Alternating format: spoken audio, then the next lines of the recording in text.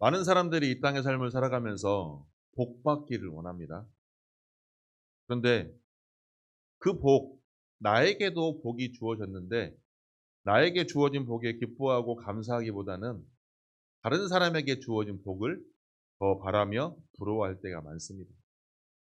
자, 복은 무엇일까요?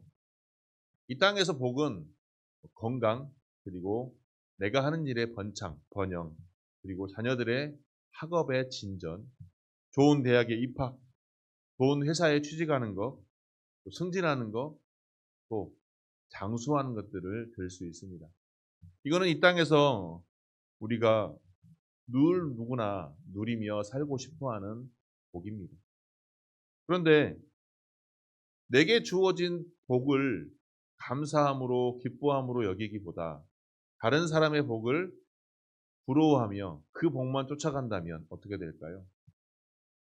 너무나 허황된 복을 쫓다 보면 오히려 내게 주어진 그 복조차 잃어버릴 수 있는 것입니다.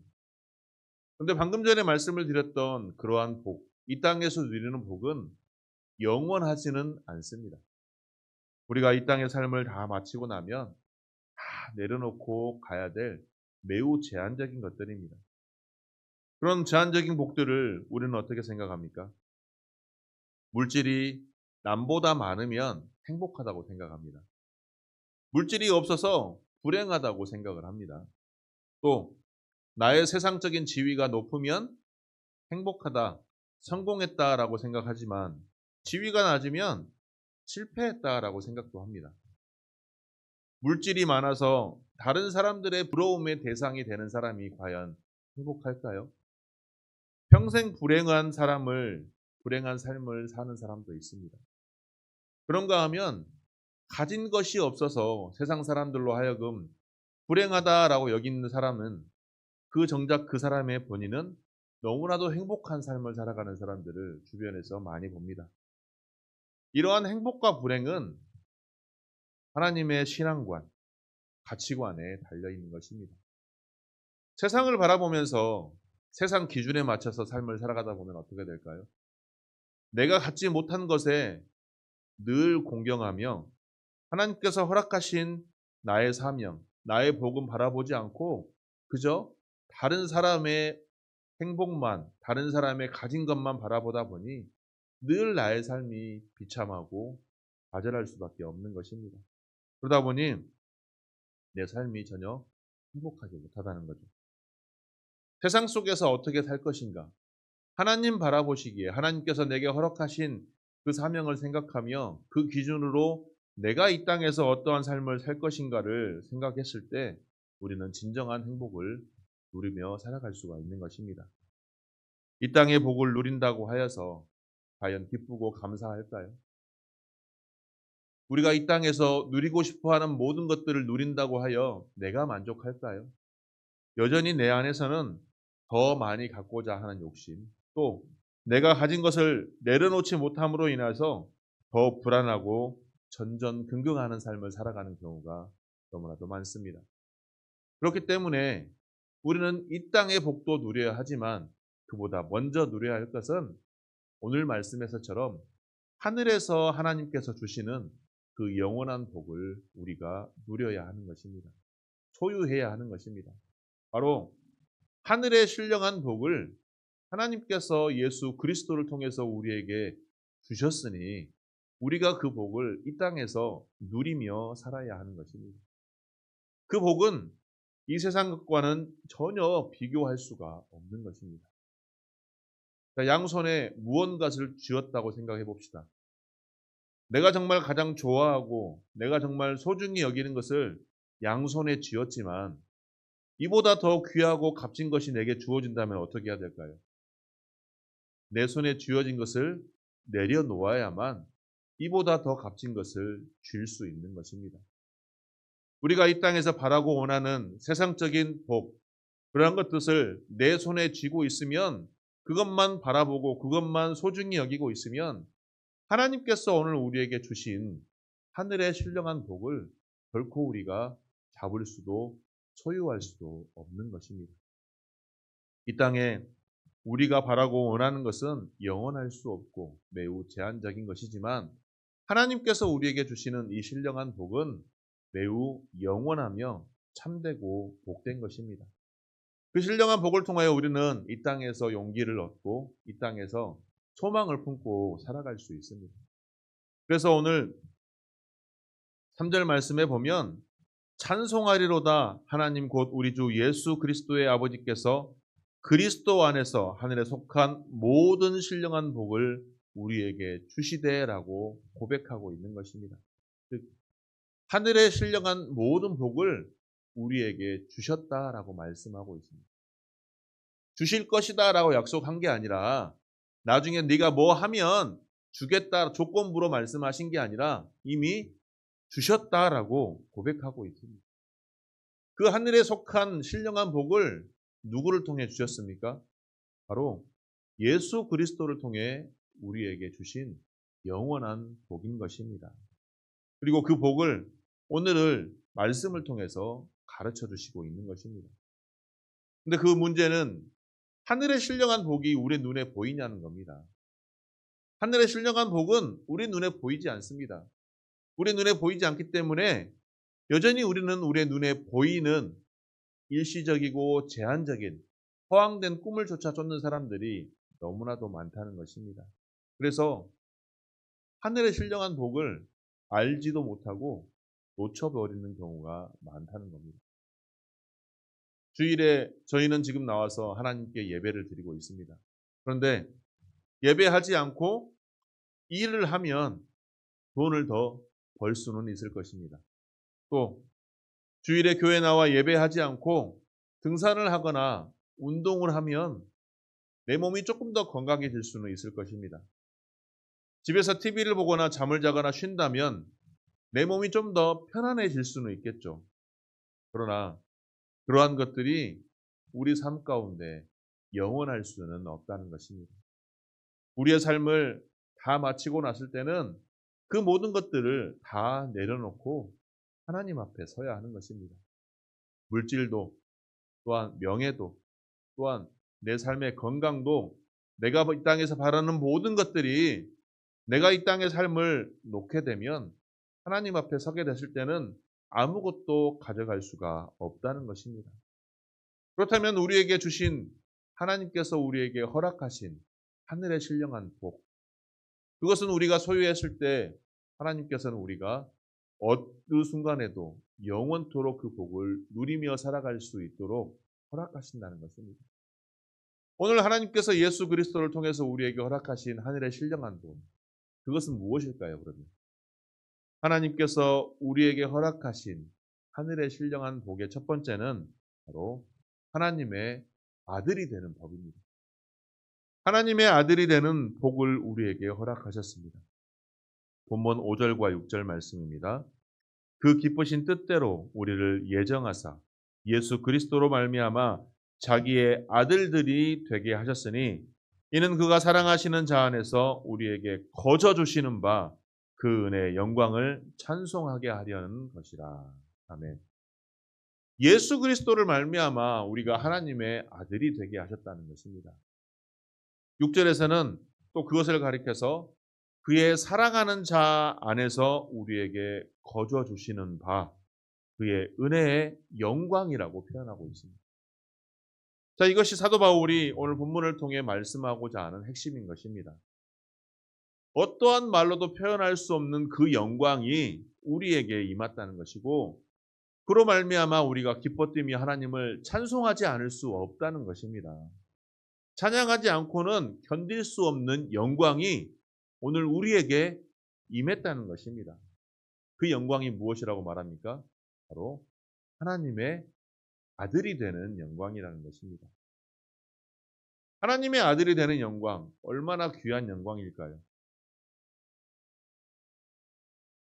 저는 이곳에 삽니다. 이곳에는 저희 아버지도 삽니다. 어머니도 삽니다. 아버지와 어머니 집에 들어갈 때 제가 전화해서 아버지, 어머니 집에 들어가도 될까요? 라고 전화하고 들어갈까요?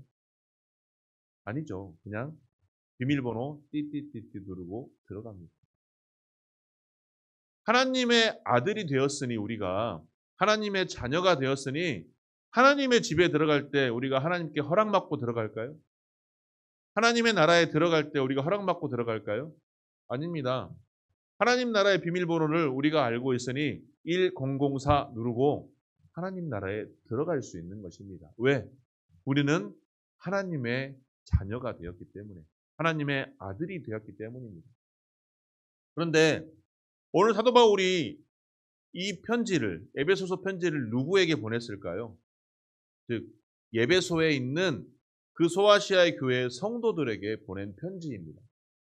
성도들에게 보낸 편지인데 성도들은 하나님에 대해서, 예수 그리스도에 대해서 알 만큼 안 사람들입니다. 여기에서 하나님을 모르시는 사람이 있나요? 예수 그리스도를 모르시는 분이 계신가요? 우리는 성도라고 불린다는 것은 이미 하나님에 대해서 예수 그리스도께서 알 만큼 안 사람들입니다. 그런데 그러한 그들에게 왜 이러한 편지를 사도 바울이 보낼까요? 그들이 하나님을 잘 모르기 때문입니다. 예수 그리스도를 잘 알지 못하기 때문입니다.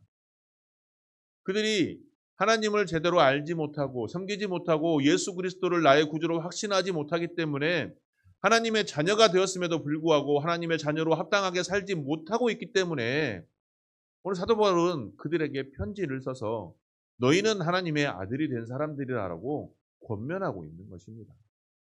그러므로 우리도 우리의 삶 가운데 하나님이 나의 하나님이며 내가 하나님의 자녀 되었음을 확신으로 소망 가운데 살아가시기 바랍니다. 요한 1서 14장 말씀에 보면 말씀이 육신이 되어 우리 가운데 거하심에 우리가 그 영광을 보니 아버지의 독생자의 영광이요 은혜와 진리가 충만하더라라고 말씀하고 있습니다. 우리 예수님이 가지고 있는 영광은 하나님 아버지의 독생자의 영광입니다. 그리고 은혜와 진리가 충만한 영광이라는 것입니다. 예수님 당시 유대인들은 예수님을 보고 그 영광을 보지 못했던 것입니다. 이를 알았더라면 과연 그들이 예수님을 십자가에 못 박았을까요? 그런데 다행히 그 영광을 보았던 사람들이 있습니다. 바로 예수 그리스도의 제자들이었습니다. 처음엔 그들도 알지 못했지만 그들은 예수 그리스도의 영광을 알게 되었고 경험하게 되었고 만지게 되었습니다. 그래서 그 안에 가슴 치는 요동이 있었습니다. 가슴이 펄펄 뛰었습니다. 감사가 넘쳤습니다. 그래서 그들은 어떻게 했습니까? 가만히 있지 않고 세상에 나가 예수 그리스도를 증거하였습니다. 오늘 우리에게도 이와 같은 가슴 뛰는 영광이 있기를 소망합니다. 가슴이 펄펄 뛰는 소망이 있기를 소망합니다. 어떠한 고난과 역경이 닥친다 할지라도 예수 그리스도를 선포할 수 있는 복음의 증인이 되기를 주님의 이름으로 축원합니다. 왜냐하면 우리 안에는 이미 예수 그리스도의 영광이, 하나님의 아들의 영광이 소유되어 있기 때문입니다. 하나님의 아들의 영광을 몰랐던 그들은 여전히 하나님의 아들 되신 예수님의 영광을 알지 못했던 것입니다. 그런데 어떠한 면에서는 당연할 수 있습니다. 하나님을 알지 못하고 예수님을 알지 못하니. 하지만 우리는 성도라 불리는 사람들입니다. 성도는 예수 그리스도를 나의 구주로 확신한 사람입니다. 그러므로 하나님의 영광을 모른다면 성도로서 이 땅에서 살아갈 수가 없는 것입니다. 그러므로 이제 우리의 눈을 떠서 예수 그리스도를 온전히 바라보시기 바랍니다. 예수님이 나의 구주이십니다. 하나님께서 유일하신 하나님이십니다. 예수님께서 그 하나님의 유일하신 하나님의 아들 되십니다. 그리고 우리가 예수 그리스도를 믿음으로 말미암아 우리 또한, 나 또한 하나님의 아들이 되었습니다. 이 신령한 복이 오늘 저와 여러분과 함께하기를 소망합니다. 두 번째는 죄사함을 받는 복입니다. 본문 7절 말씀입니다. 우리가 그리스도 안에서 그의 은혜의 풍성함을 따라 그의 피로 말미암아 구속, 곧 죄사함을 받았으니. 자, 그의 은혜의 풍성함을 따라 죄사함을 받아 하나님의 아들이 되었다라고 말하고 있습니다. 자, 그의 은혜의 풍성함을 따라는 말과 죄사함을 받았느니라. 근데 그 중간에 무슨 말이 들어가 있습니까? 다시 한번 본문을 말씀을 드리겠습니다. 7절 말씀을 보면 우리가 그리스도 안에서 그 은혜의 풍성함을 따라 그의 피로 말미암아 구속 곧 죄사함을 받았느니라. 즉 하나님의 은혜로 말미암아 예수 그리스도의 피로 우리가 죄사함을 받았다라고 말씀하고 있는 것입니다. 그러니까 우리 하나님은 사랑의 하나님이십니다. 하지만 공의와 정의의 하나님이십니다. 모든 것을 품어주시는 사랑의 하나님이시지만 죄에 대해서는 결코 간과하지 않으시는 공의와 정의의 하나님이십니다. 그렇기 때문에 죄에 대해서는 단호하게 심판하시는 하나님이시라는 것입니다. 그런데 우리 인간의 죄를 사해 주시기 위해서는 반드시 하나님의 공의에 만족하기 위해서는 그 대가가 필요하다는 것입니다. 바로 그 대가가 예수 그리스도의 피였습니다. 인간의 죄는 피로만 사해질 수 있는 것입니다. 히브리서 9장 22절 말씀에 보면 피 흘림이 없으면 죄사함도 없느니라 라고 말씀하고 있습니다. 구약시대의 제사는 어떠했습니까? 인간이 범죄하면 그 죄를 용서함 받기 위하여 성막에 갔습니다. 성막에 가서 그 죄를 용서받기 위하여 나의 죄를 대신해서 피 흘릴 짐승을 데리고 갔습니다. 그리고 그 짐승에게 안수합니다. 우리는 안수한다고 하면 축복받을 때, 축복기도 받을 때 안수기도 받는다고 생각하시는데 그 당시에 헌제자, 즉 죄를 지은 사람이 제물을 데리고 가서 짐승을 가서 제물에게 안수한 거는 내 죄를 대신해서 너가 가져가라. 짐승에게 죄를 전가하는 것입니다. 그래서 어떻게 합니까? 그 짐승을 잡아서 그 피를 제단에 뿌리고 그 제물을 온전히 태워서 번제, 하나님께 제사였습니다. 그랬을 때 하나님께서 향기로운 제사라고 말씀하고 있습니다. 그런데 그 번제를 얼마나 많이 드렸을까요? 사람들이 성막에서 번제를 얼마큼 드렸을까요? 당시 율법은 상위법만 613가지라고 합니다.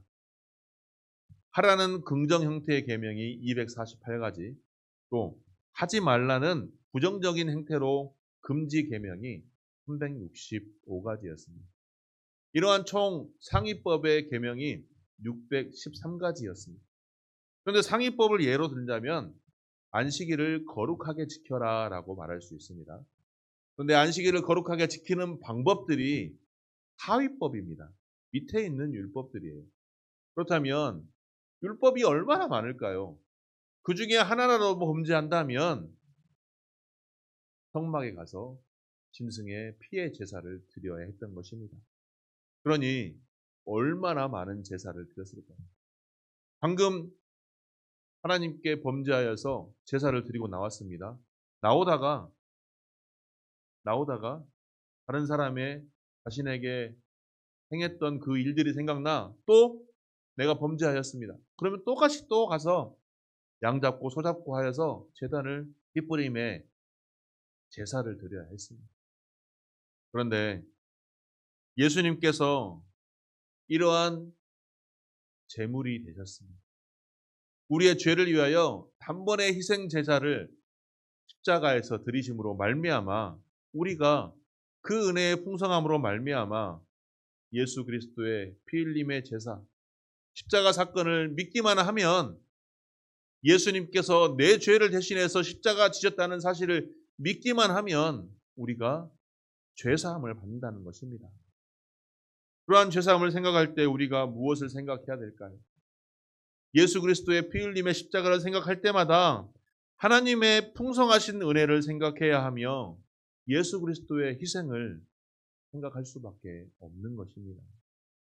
우리가 그 속의 은혜를 생각할 때마다 기뻐하며 감사할 수밖에 없는 것이며 우리가 구원받은 자로서의 합당한 삶을 이 땅에서 내가 살아가야 하는 것이며 감사의 눈물을 흘려야 할 이유가 바로 여기에 있다는 것입니다. 우리는 죄사함을 위해 아무런 대가도 치르지 않았지만 예수 그리스도께서 십자가에서 피 흘리는 희생이라는 엄청난 대가가 있었다는 사실을 우리는 기억해야 합니다. 그러므로 예수 그리스도를 통해서 우리에게 죄 사함을 허락하신 그 하늘의 신령한 복을 우리가 이 땅에서 누리며 구원받은 자로 합당한 삶을 온전히 살아가시는 저와 여러분들이 되기를 주님의 이름으로 축원합니다. 세 번째로는 영원한 기업이 되는 복입니다. 본문 11절 말씀입니다.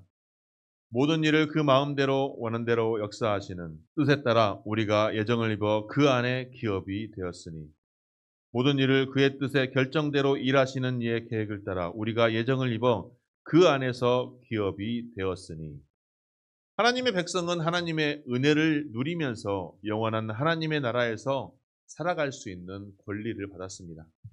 하나님의 자녀였시 하나님 아버지의 상속을 받을 권리를 가지고 있다는 것입니다. 우리가 받을 영원한 기업이 되신 하나님의 나라, 그 나라는 어떠한 곳일까요? 이 땅에서 우리가 삶을 살아갈 때 어떻습니까? 여전히 문제가 많고 걱정이 많고 근심이 많습니다. 눈물도 많고 때로는 이별도 해야 되며 아픈 질병에 힘들어할 때도 있습니다. 결국 우리는 죽음의 문턱까지 이릅니다. 그러나 그 영원한 하나님의 나라에서는 이러한 것이 아무것도 없이 영원한 축복만 있는 하나님의 나라입니다. 영원한 영생의 삶을 살아갈 수 있는 곳이 바로 하나님의 나라인 것입니다. 이 놀라운 축복이 하늘에 속한 신령한 복입니다. 그 영원한 하나님의 나라가 바로 내가 갈 수 있는 곳이다. 내가 그곳에서 영생의 삶을 누릴 수 있는 곳이 바로 나의 아버지 집이며 바로 나의 집이라는 것입니다. 그곳을 우리가 기업으로 하나님께서 약속해 주셨다는 것입니다. 그리고 그 약속을 위해서 하나님께서 우리를 뭐 하셨다고 말씀하고 있습니까? 예정하셨다라고 말씀하고 있습니다. 창세전부터 우리를 택하셨다는 것입니다. 우리가 이 땅에서 늘 누리며 살아가지만 우리가 영생의 삶을 통해 저 하나님의 나라에서 축복된 삶을 살아갈 수 있도록 하나님께서 우리를 택하셨다는 것입니다. 이것이 바로 하늘의 신령한 복이라는 것입니다. 예수 그리스도를 통해 우리가 거룩한 자가 되었고 하나님의 자녀가 되었으니 저 영원한 하나님의 나라에서 영생의 삶을 살아갈 수 있는 것이 얼마나 값지고 큰 복입니다.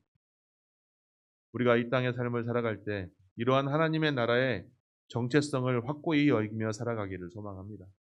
우리는 두 가지의 신분이 있습니다. 대한민국의 백성이라는 대한민국의 국민이라는 신분과 하나님 나라의 백성이라는 하나님 나라의 자녀라는 신분입니다. 이 땅에서 우리가 누리는 신분의 삶도 중요하지만 하나님 나라에서 하나님의 자녀로 살아가는 신분이 더 귀하다는 사실을 기억하시기 바랍니다. 이 땅에서 삶은 언제든지 없어질 제한적인 것이지만 하나님 나라의 복은 하나님 나라의 영생의 삶은 우리가 영원히 누릴 하나님 나라의 복입니다. 그러므로 오직 예수 그리스도 안에서 이러한 복을 누리시기 바랍니다. 고린도후서 5장 17절 말씀에 보면 누구든지 그리스도 안에 있으면 새로운 피조물이라 이전 것은 지나갔으니 보라 새 것이 되었다라고 말씀하고 있습니다. 하늘의 신령한 복을 이 땅에서도 누리시기 바랍니다. 내가 살아가는 이곳이 이 세상이 아니라 내가 살아가는 이 땅에서도 하늘의 신령한 복을 누리시기 바랍니다. 하늘의 신령한 복은 내가 하나님의 자녀가 되었다. 하나님의 아들이 되었다. 내가 확신하고 소망 가운데 살아가는 것입니다. 그리고 하늘의 자녀로서 예수 그리스도의 피로 인하여 내가 죄 사함 받은 자이다. 여전히 예수 그리스도의 그 희생을 기억하며 하나님의 은혜에 늘 감사하는 삶을 살아가는 것입니다. 그리고 하나님께서 약속하신 영원한 하나님 나라의 복을 내가 누리며 살아갈 수 있다는 소망 가운데 살아가시기 바랍니다. 이러한 신령한 복을 깨닫고 천국의 맛을 이 땅에서 누리며 살아가시기 바랍니다. 이 땅에서도 누리며 살아가시기 바랍니다. 때론 나의 삶 속에 조금 괴롭고 문제가 많고 힘들다가 하여 짜증스럽고 화를 내고 원망하며 불평하며 살아갈 때도 있습니다. 하지만 그러한 삶보다는 하나님께 나아와서 하나님께 예배하는 자로 나아가시기 바랍니다. 찬송을 잊어버리지 말고 말씀을 잊어버리지 말고 기도를 잊어버리지 말고 삶 속에서 구원받은 자로 합당한 삶을 살아가시기 바랍니다. 이미 우리에게 허락하신 하나님의 신령한 복, 그 복을 이 땅에서도 누리시고 저 영원한 하나님 나라에서 영원토록 누릴 수 있는 저와 여러분들이 되시길 주님의 이름으로 간절히 축원합니다. 그래서 우리의 삶이 하나님의 은혜 속에 하나님께서 허락하신 그 하늘의 신령한 복을 누리며 영생의 삶을 소망 가운데 누리면서 늘 승리의 삶을 살아가시기를 주님의 이름으로 축원합니다.